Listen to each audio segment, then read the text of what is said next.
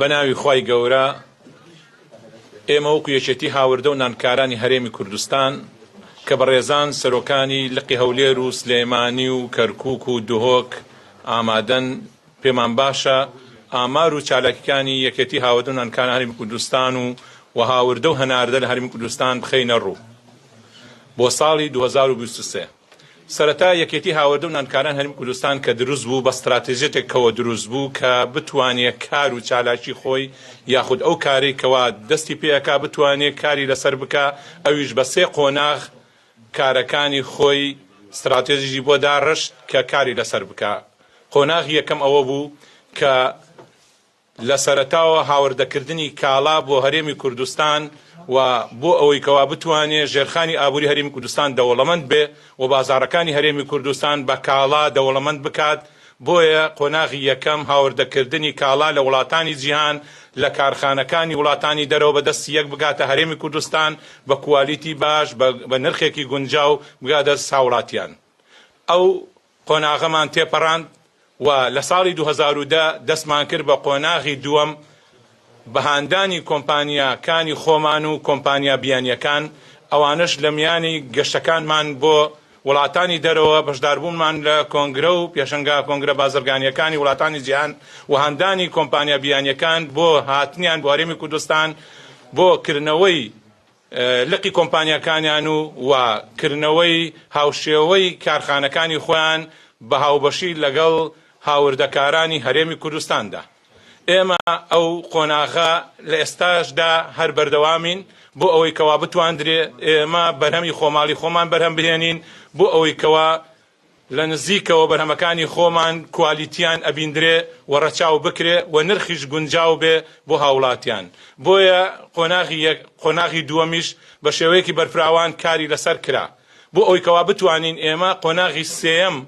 دەست بەکاربین ئەوەیە کە قۆناغی دووەم سەرکەوتوو بووین و بەرهەمی خۆماڵی خۆمان بەرهەم هێنا ئەتوانین بۆ قۆناغی سێم هەناردەکردن دەست پێ بکات بۆ ئەوەی کەوا ئێمە لە بەکاربەرەوە بین بە بەرهەمهێنەر. بۆیە ئێمە کار لەسەرەوەکەین و استراتیژیەتی ئەم ڕێکخراوەمان ئەوەیە کە ئەو سێ قۆناغە بە شێوەیەکی ڕاستەوخۆ و کارمان لەسەر کردووە و کاریشی لەسەرەکەین و بۆ ئەوەی کەوا ئێمە هەرێمەکەمان هەرێمێکی بەکاربەر نەبێ بۆ ئەوەی کەوا هەرێمێکی بەرهەمهێنەری لێ دروست ببێت. ئێمە لێرە ئەیخینە ڕوو تۆماری کارگەکان لە ماوەی ساڵانی ڕابردوو هەتا ئێستا تواندراوە بەپێی ئەو بڕێی کە دانراوە ئەو کارگانە 4470 کۆمپانیا کارخانە لە هەرێمی کوردستان مۆڵەتی پێدراوە و مۆڵەتی سەرەتایی لە هەولێر 443 مۆڵەتە و لە سلێمانی 183 مۆڵەتە لە دهۆک 43 مۆڵەتە و تا 669 مۆڵەتی سەرەتایی دراوە و ئەو مۆڵەتانی لەژێر دامەزاندندان لە هەولێر 1149 مۆڵەتە لە سلێمانی 165 مۆڵەتە لە دهۆک 69 مۆڵەتە و تا 1383 مۆڵەت لەژێر دامەزاندنایە. ئەو کارخانانەی کە دامەزراوە لە هەولێر 1350 سلێمانی 746 کارگەیە دهۆک 321 واتە 2418 کارخانە دامەزراوە. جۆری کارگەکان بچووک و مامەناوەند دوو گەورە. بچووک 3468 کارگە، مامناوەند 704 کارگە، گەورە 298 کارگە. حەزەکەم لێرە ئەو ڕوونکردنەوە بەم ئەمانە هەمووی مۆڵەتانە لە وەزارەتی بازرگانی دراوە. وەزارەتی وەبەرهێنانیش ئەوانیش مۆڵەت ئەدەن بۆ کارخانەی استراتیجی نزیکی 2000 مۆڵەتیش لەوێ وەرگیراوە. یاسایەکەیە لە وەزارەتی بازرگانی کە هەر بەرهەمێک لە ساڵ 25 ئەگەر دابین بکە دیفاعی لێەکرێ واتە ئەپارێزرێ ئەو بەرهەمەی. ئەگەر بتواندرێ لە ساڵ 25 ئەو بەرهەمە لە هەرێمی کوردستاندا بەرهەم بهێندرێ ئەو کاتە لە هاوردەکردنی ئەو بەرهەمە لە سنوورەکان گومرگ زیاد دەکرێت بۆکو دیفاعێک لەو بەرهەمەی کەوا لە هەرێمی کوردستان بەرهەم ئەهێندرێ. ئەویش لە کاتی پێگەیشتنی بەرهەمە کشتوکاڵیەکان وەزارەتی کشتوکاڵ دەستخۆشیان لێ ئەەکەین کە کاتێک بەرهەمی خۆمان پێئەگا ئەو بەرهەمانە یاخود ناهێڵن بێ یاخود نرخیان زیاد دەکەن بۆی بەرهەمەکانی خۆمان زیاتر لە بازاردا بڵاو ببێتەوە و زیاتر داواکاری لەسەر بێ. ئەو بەرهەمانەی ئێمە کە لێرە بەرهەم ئەهێنرێ لە سا 65 بۆ لە سا 75 ئەنێردرێتە شارەکانی خواروی عێراق. ئەو کارگانش کە لە هەرمی کوردستان هەن لەم بوارانەدان: بیناسازی، شیش، چیمەنتۆ، کانزا. لە بواری پلاستیک کارگەمان هەیە 260 جۆر پلاستیک دروست ئەکات بەرهەم ئەهێنێت.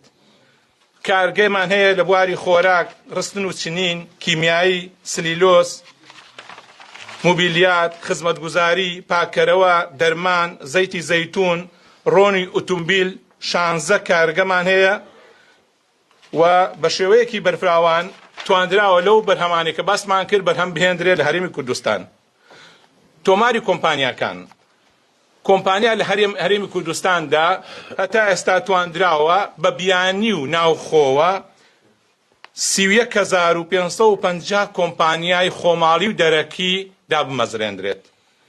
کە تقریبان بەم شێوەی خوارەوە پۆڵێن کراوە. لە هەولێر 20912 ئەمە ناوخۆیی و بیانیە،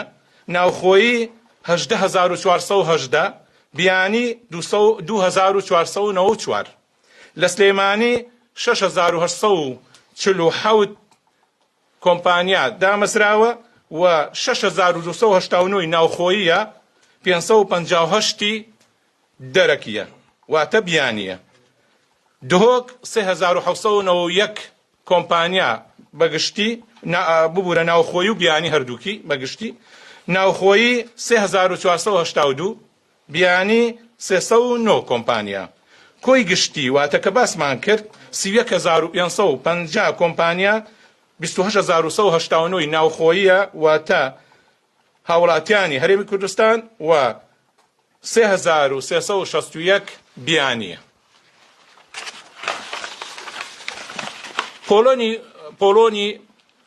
پۆلێنی کۆمپانیا بیانیەکان بە پێی وڵاتان بە ڕێژەی سەدی واتە تورکیا لە سا 44. ئاماری هاوردەی ئۆتۆمبیل بۆ ساڵی 2023 لە ئیبراهیم خەلیل و سنوورەکانی دهۆک 200 مۆڵەت دراوە،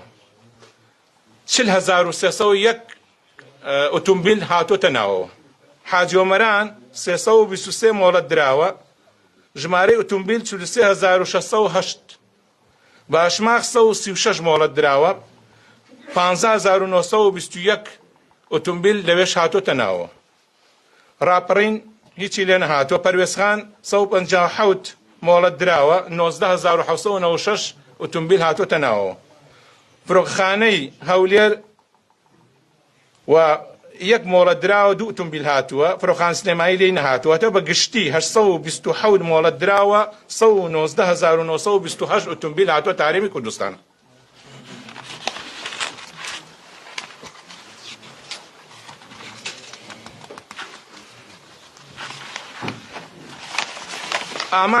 ئاماری هەناردەی کاڵا و ئۆتۆمبیل بۆ ساڵی 2023 لە ئیبراهیم خەلیل 353 مۆڵەت دراوە، حاجی ئۆمەران 30 مۆڵەت دراوە، باشماخ 30 مۆڵەت دراوە، پەروێزخان 1 مۆڵەت دراوە، فرۆخانی نێودەوڵەتی هەولێر 7 مۆڵەت، کۆی گشتی 421 مۆڵەت دراوە. هەناردە لە هەرێمی کوردستانەوە کە هەناردەی وڵاتان کراوە ئەو بەرهەمانە زۆرترین بەرهەمی کشت و کاڵیە، وەکو هەنار و هەنگوین و سێ و پەتاتە و هەنجیر و ترێ و گوێز و ڕوبەهەنار و بۆ وڵاتانی فەڕەنسا و ئیتالیا و سوید و بەریتانیا و ئەڵمانیا و کوێت و قەتەر و ئیمارات و سعودیە کراوە. هەنار ئەم ساڵ 70000 تۆن بەرهەمی هەنارمان هەبووە، وە قۆناغی یەکەم بڕی 100 تەن هەناردە کراوە و هەنگوین 2 تەن هەناردە کراوە بۆ قەتەر. پەتاتە بەرهەمی ئەم ساڵ 650,000 تەنمان هەبووە، بڕی پێویست بۆ ناوخۆ 100,000 تەن بوو و گرێبەستی 2000 تەن لەلایەک بۆ سعودیە، 5000 تەن بۆ ئیمارات کراوە. سێ وەک سەرەتا 100 تەن سێ و زەرد و سووری سوور بەرواری باڵا لەوێەوە هەناردەی وڵاتانی قەتەر کراوە. ئێمە ئەگەر تێبینی بکەین برنجیشمان هەیە، برنج باشترین جۆری برنجمان هەیە لە کوردستان لە ناوچەی گەرمیان و ئاکرێ و هەریر لە ئێستا هەناردەی شارەکانی ناوەڕاستی و خواروی عێراق دەکرێت. جوسکی یەک ڕۆژەمان هەیە هەناردەی ڕۆژاوای کوردستان و سووریا کراوە. لە ئێستادا ئامادەکاری کراوە بۆ نادەکردنی مریشک و هێلکە بۆ ئیمارات و وڵاتانی دیکەی کەنداو. لە بواری بزیشکیدا کارگەی ئەوامی دیکە 12 جۆر دەرمانی هەناردەی دەرەوەی وڵات کراوە. لە بواری پیشەسازی 16 کارگەی ڕۆنی ئۆتۆمبیلمان هەیە لە کوردستان کە هەندێکیان بەرهەمەکانیان بۆ شارەکانی ناوەڕاست و باشووری عێراق هەناردەی وڵاتانی سووریا و لوبنان و فەلەستین و وڵاتانی ئەفریقا کراوە. ئاوی کانزای سلێمانی نزیکەی 6 ترێلە هەناردەی دووبەی و ئەڵمانیا و هۆڵندا و سوید و وڵاتانی دیکەی ئەوروپا کراوە. زەیتی زەیتون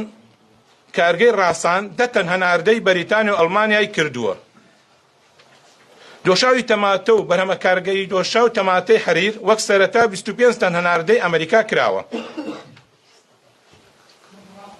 لە بواری بیناسازی چەندین کارگەی چیمەنتۆمان هەیە بە هەمویان 15 ملیۆن تەن چیمەنتۆ بەرهەمیان هەیە 10 ملیۆن تەن بۆ شارەکانی ناوەڕاست و باشوور عێراق نەنێردرێت. بەگشتی بەرهەمەکانی شیش و چیمەنتۆ لە سەدا 70 و لە سەدا 80 هەناردەی شارەکانی عێراق کراوە خواروی عێراق. بەم شێوەیە ئێمە ئاماری هاوردە و هەناردەکە لە هەرێمی کوردستان کراوە و توانیمان لە ڕێگەی کەتێکمانەوە بە دوواداچوونی بۆ بکەین و بتوانین بە شێوەیەکی ڕوون و ئێوەی بخەینە ڕوو. بەس ڕەشادم لە بوارەوە قسە لەگەڵ دەکەم باس لەوەکە چەند کارگە کرایەوە چەند کارگە لە هەرێمی کوردستان داخراوە یان ڕۆشنە چوو بۆ ناوەڕاست و خواروی عێراق و بەشێک لەو کارگانەش پرسیاری دوومە لە نزیک شوێنی دانیشتن لە هەولێر لە شارەکانی کوردستان دەبین بۆ پیسبوون و ژینگە بۆ دانیشتوان کاریگەریان دەبیانە چیتان کردووە؟ بەڵێ هەندێک هەیە کە سەرمایەداری خۆمان لێرە لەوانەیە بێوێ لە شوێنێکی تر کارگە بکاتەوە لێرە لەوانەیە نەتوانێ بە پێی پێویست خۆی ئەو سوودمەندە بێ بۆیە ئەبینێ چێتە خواروی عێراق ئەچێتە تورکیا ئەچێتە ئێران ئەمە شتێکی ئەتیادیە کەسێک دەتوانێت لەکوێ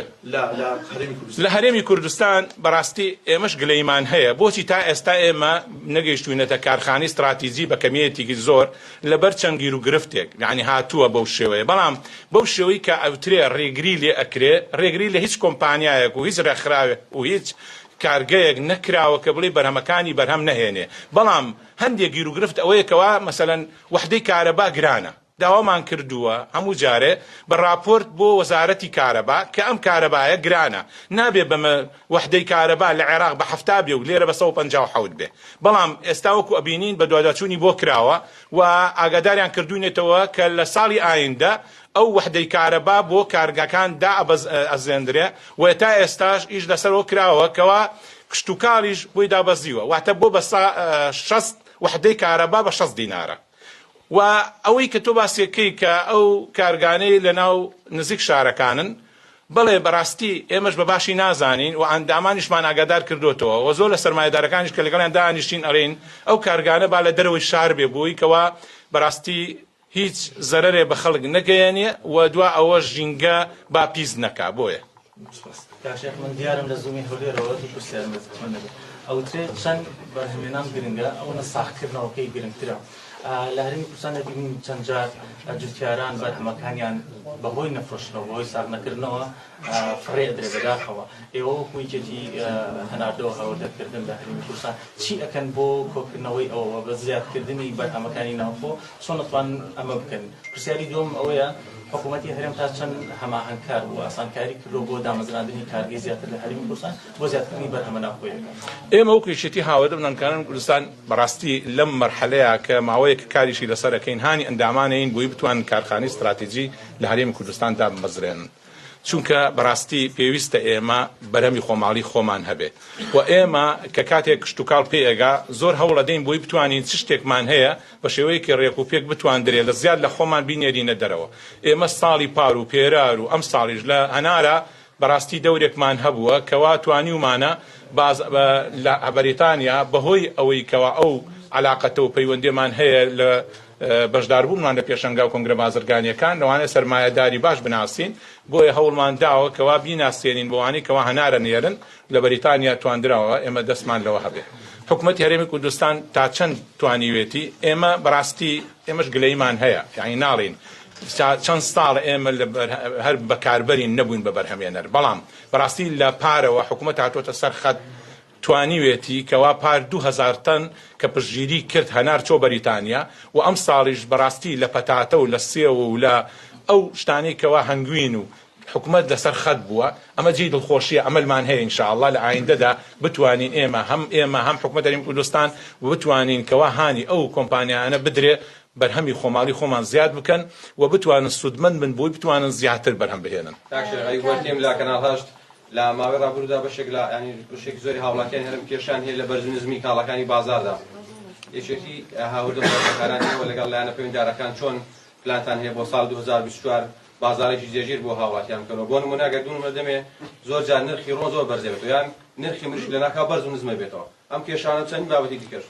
عێراق و هەرێمی کوردستان بەڕاستی ئێستا لەم کاتەدا کە بەرز و نزمی دۆلارە بێ یعنی ئەوە شتێکیە بەدەسەڵاتی کەسیتیانە اتفاق کراوە مەسەلەن بە بڕێک ئەو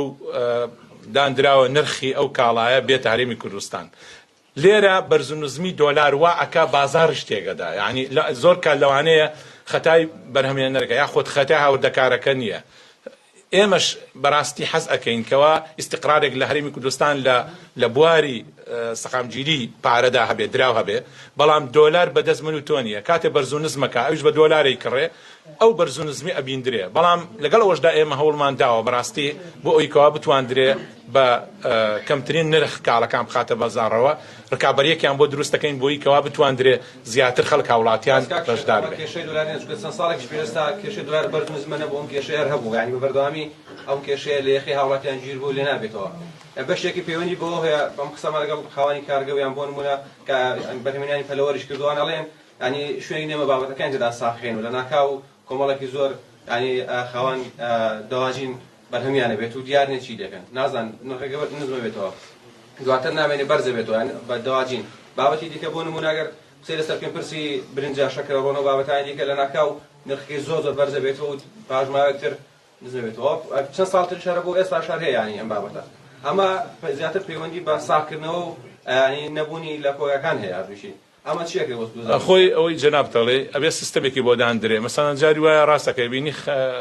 خەیار و تەماتەشەکەوێتە سەر ئەبێ سیستەمێکی بۆ دانرێ کە بتواندرێ هەندێک کەس لەم مانگەیە بەرهەم بهێنن ئەوەی تر مانگێکی تر ئەوەی مانگێکی تر ئەوە مانگێکی تر بۆی هەم نە بەرز و نزمی لە فرۆشتنان نەبێ هەم کاڵەکانیش ساغ بێتەوە ئەو سیستەمە زۆر زەرورە یعنی ئێمە داوامان کردووە کە بتواندرێ وەزارەتی کشت و کاڵ سیستەمێک بۆوانە دابنرێ کە بەرهەمی پلاستیکی ئەکەن یاخود بەرهەمێکی تر ئەکەن بەڵام ئێمە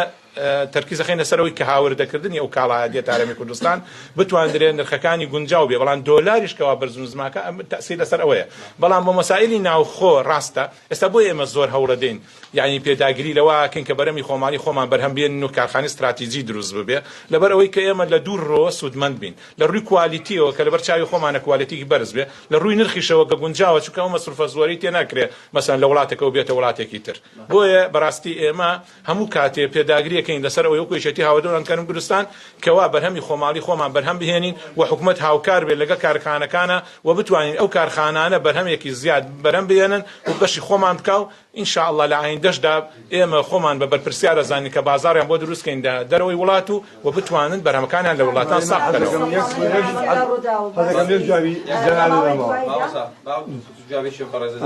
من لەسەر ئەوەی کە جناب ساڵانی پێشوو کە مەسەلە ئەو حاڵەتە بۆ ئەو حاڵەتە زۆر جار خەتای خەڵکەکە لە حاڵەتێکا گرژێکی بچووکە بێسەری کە خەڵکەکە پەلاماری ناو بازاڕەیە شتەکان کۆ کاتەوە شتەکان نامێنێ ئەوە ئەبێت سەبەبی ئەوە یعنی یەک شتی بچووک بڵێن هەیە خەڵکەکە پەلاماری خواردنەکە شتەکان هەیە ئەیباتەوە ماڵەوە دوایەوە کە وەزعەکە هێن بوو سێرەکەی هەمووی لە ماڵوانێ کەوتووە و ئەکسمان لەبێ بۆیە مەوزوعی ساڵانی پێشوو ئەوەیە بەڵام ئێستا مەوزوعەکە دۆلارەکە لە ماوەی ڕابردوودا بە دوو وەجبە پەتاتە ڕۆژ بۆ سعودی ئەمە بەردەوامە باسی جوستکەشت کرد ئەمە لە کەی و بۆ کوێ دەنێردرێ و دیارە کاتەکەشی بڕەکەی چەند دەنێرم بەڵێ ئەو پەتاتە بەڵێ بە دوو گرێبەست بوو بۆ قەتەر نێردرا و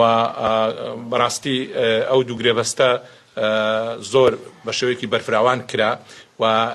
ئێمە حەز ئەەکەین ئینشاءڵڵا گرێبەستەکان بەردەوام بێ خەباری هاوڵدا لە نێوان هەرێمی کوردستان و وڵاتانی دەرەوە چۆن بۆ زۆترین ئەو وڵاتانە کە بەرهەمیان لێوڵاگەکە ئێمە بەڵێ مەوزوعی ڕوونکردنەوەیشیش لەمە هەیە وایە جوچکە کاتی خۆی کە پێیەگا بەو شێوەیە ئێمە جوچکەی تاکی زۆر بەرهەمهێنین و ئەنێرینەوە شارەکانی عێراق بەنسبەت ئەو وڵاتی کە زۆرترین کاڵای لێنین وڵاتی تورکیایە بە دەرەجە یەک بەڕاستی ئێمە ساڵانە تقریبەن نزیکەی 13 ملیار دلار کاڵای لێدێ و ئێران بە دەرەجە دوو ئەویش نزیکەی 8 ملیار دلار کاڵای لێدێ پاشان سین و وڵاتانی ترش بەو شێوەیە دێ قەبارەی تقریبەن نزیکەی 25 ملیار دلار بە گشتی لە وڵاتانەوە دێتە هەرێمی کوردستان. مەجیدم لە ئاوا میدیا ئێستا دەتوانین بڵێن هەرێمی کوردستان هەرێمێکی هاوڵەکارە لە ئەوەی کە سەرۆزیان بازانی لە نزیکەوە سەرپەرشتی ئەو پرۆسەیە دەکاتەوە بازار و هەناردەکردنی بەروی کوشتکاری دەکات. جێی دڵخۆشیەک و باسم کرد ئەوە لە ساڵی پارەوە کە حکوومەت هاتووەتە سەر خەت ئێمە گەشتبینین ئینشاءڵڵا ئومێدمان وایە بتواندرێ بەرهەمی خۆمان زیاد بکەین و بتوانین بینێرینە دەرەوە و بە شێوەیەکی بەرفراوان بەڵێ سەرۆکی حکوومەت پار خۆی لەسەر خەت بوو لە 2000 تەن هەنارەوە و ئەم ساڵیش بەپێی ئەوە قیاسی کرد هەم پەتاتە هەم هەنار هەم هەنگوین ئەمانە هەمووی ڕێڕەوێکن بۆ ئیکەوا بتواندرێ ئینشاءڵڵا لە ساڵ بە ساڵ بەدوای ئەوە بەرەمەکانمان زیاد ببینێنینە دەرەوە بەڵام ئێمە تومۆحمان زیاترە ئەمانە ئینشاءڵڵا بتوانین لە ئایندەدا زیاتر بەرهەم بێنین. لێوەزگەنووی زۆر جار هاوڵاتیان لێ ئەوە دەکەن کە ئەو ماوادانەی لە دەرەوە دێن زیاتر موادی مەسەلەن پلە دووە یان گومانیان لەسەر خەڵک لێی دەکا بە تایبەتی بابەتی خواردنی بەستوو یعنی ئێوە تا چەند چاودێر بەسەر ئەو کاڵایانەی کە دێتە هەرێمی کوردستان کە خەڵک زۆر گومانیان لەو ماوادان هەیە. بەڕاستی ساڵانی ڕابردوو بەو شێوە وردەکارینە ئەکرا لە هاتنە ناوەوەی بەرهەمەکان بەڵام ئێستا لە سنوورەکانجی دڵخۆشیە کە کوالیتی کۆنتڕۆلدان درراوە لەوانەیە بەو شێوەیە نەبێ بەڵێ ینی هاتنە ناوەوەی کاڵا بەسەرچوو زەرێکی زۆر گەورەیە بۆ هەرێمی کوردستان و یاخود بە داواکردنی کوالیتی نزم ئەوەش ساڵانی ڕابردوو لەوانەیە نەتواندرایە خەڵکێک داواکاریشتی هەرزانیە کرد بۆ یەکەوە کوالیتی بەرز نەبوو هەموو شتێکی هەرزان کوالیتی زۆر بەرز نییە و ئێمە ئێستا تێبینیەکەین وەکو ساڵانی ڕابردوون یەکات بینی ئەوە بەتەن هەمویان فڕێیان ئەجیرایان بەسەرە چوو ئێستاوە کەم بۆتەوە مێدەواری ئینشاءڵڵا ئەوەش نامێنێ.